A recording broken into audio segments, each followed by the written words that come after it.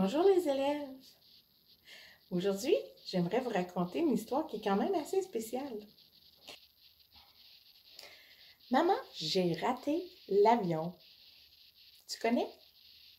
Oui, c'est basé sur un film. Le film s'intitule Home Alone en anglais. Je le découvre pour la première fois avec toi.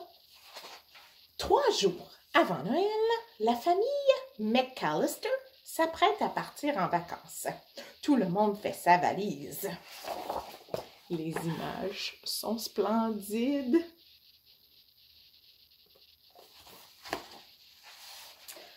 Tout le monde, sauf Kevin, qui lui fait des bêtises. « Va au lit », lui ordonne sa mère. « Tu en as assez fait pour aujourd'hui. » Depuis son lit, Kevin entend rire de sa famille. « Tout le monde s'amuse sans lui.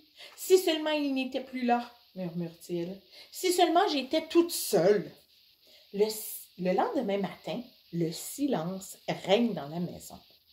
Personne ne crie, personne ne court, personne ne presse Kevin de manger son petit déjeuner. Personne n'est là. Ma famille a disparu! Pour la toute première fois, Kevin a la maison pour lui toute seule.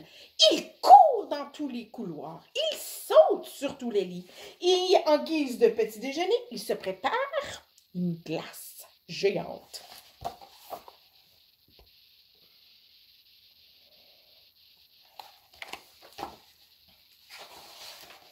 Après des heures devant la télé, il fouille dans les affaires de son frère et dévale une immense montagne sur sa luge.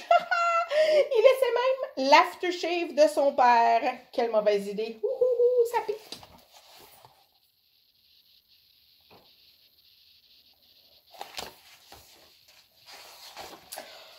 Mais il a aussi un peu peur tout seul. Kevin a surtout peur de son voisin, le vieux Marley. C'est la personne la plus inquiétante du quartier. Cette nuit-là, Kevin entend murmurer devant la fenêtre du salon. Des cambrioleurs surveillent sa maison. « Tu vois, » dit Marvin, « le quartier est presque entièrement désert. Tout le monde est parti en vacances. »« Parfait, » répond Harry. « On reviendra demain soir pour tout voler. » Terrorisé, Kevin appelle la police. Mais le téléphone est coupé. La neige a cassé le fil. Après s'être caché un long moment sous le lit de ses parents, Kevin se sent un peu bête. Se cacher, c'est bon pour les lâches, mais moi, je suis l'homme de la maison. Je dois être courageux. Le lendemain, c'est la veille de Noël et Kevin a du travail de grand à faire. Il va faire les courses comme l'épicerie. Il met ses vêtements dans la machine à laver. Il décore le sapin de Noël et il accroche des chaussettes pour ses parents et ses frères et sœurs. « Vous me manquez, murmura-t-il.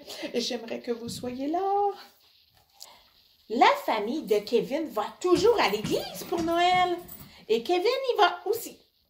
À la fin du service, il voit le vieux Marley, son voisin inquiétant, assis à l'écart.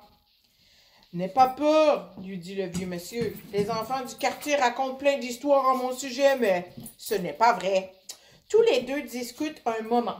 Kevin se rend compte que M. Marley est très gentil. « Vous allez rendre visite à quelqu'un pour Noël? » demande Kevin.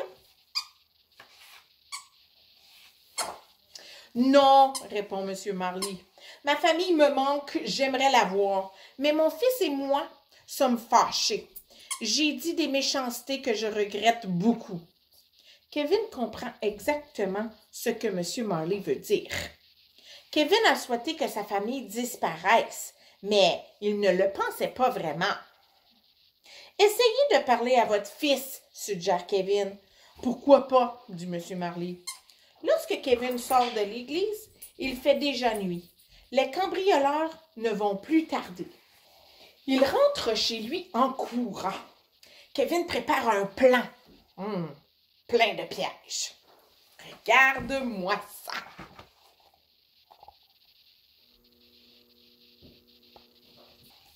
Il éparpille ses petites voitures, étale du goudron sur l'escalier de la cave, fait un gros tas de plumes et cache des boules de Noël cassées sous les fenêtres. Il arrose les marches de l'entrée et suspend les boîtes de peinture. Il tend un fil dans le couloir et se prépare une issue jusqu'à sa cabane. Wow, il a travaillé fort.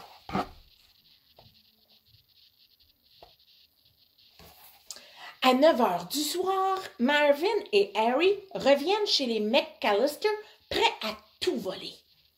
Ils ignorent que Kevin a mis de l'eau sur les marches et que l'eau a formé une couche de glace épaisse et glissante. Les voleurs tombent dans tous les pièges de Kevin. Aïe, aïe, aïe, aïe. Marvin et Harry glissent sur les petites voitures et se font renverser par des boîtes de peinture. Kevin s'échappe par la fenêtre de sa chambre et file jusque chez le voisin. Malheureusement, Marvin et Harry le suivent de près. « Oh, je te tiens, gamin, » dit Harry. Monsieur Marley arrive juste à temps. Il frappe les voleurs avec sa pelle à neige et appelle la police. Puis, il ramène Kevin chez lui. Ce soir-là, Kevin laisse un mot pour le Père Noël avec du lait et des biscuits. Il a hâte d'être au lendemain matin. Cher Père Noël, je ne veux pas de cadeaux. Rapporte-moi simplement ma famille. Bisous, Kevin McAllister. Lorsqu'il se réveille, le lendemain, Kevin descend dans le salon en courant. « Maman, papa, y a quelqu'un? » Pas de réponse. Puis il entend une voix familière. « Kevin, tu es là? » Sa mère est rentrée. « Tu m'as tellement manqué, » dit-il en la serrant fort contre lui. « Toi aussi tu m'as manqué, » répond-elle. « Où sont les autres? » demande Kevin. La porte d'entrée s'ouvre en grand. Ils sont tous là, son père, ses frères et ses sœurs. Tout le monde est enfin arrivé. « Tu vas bien? » demande son père. « Je suis si content de vous revoir, » s'écrie Kevin. « Joyeux Noël! »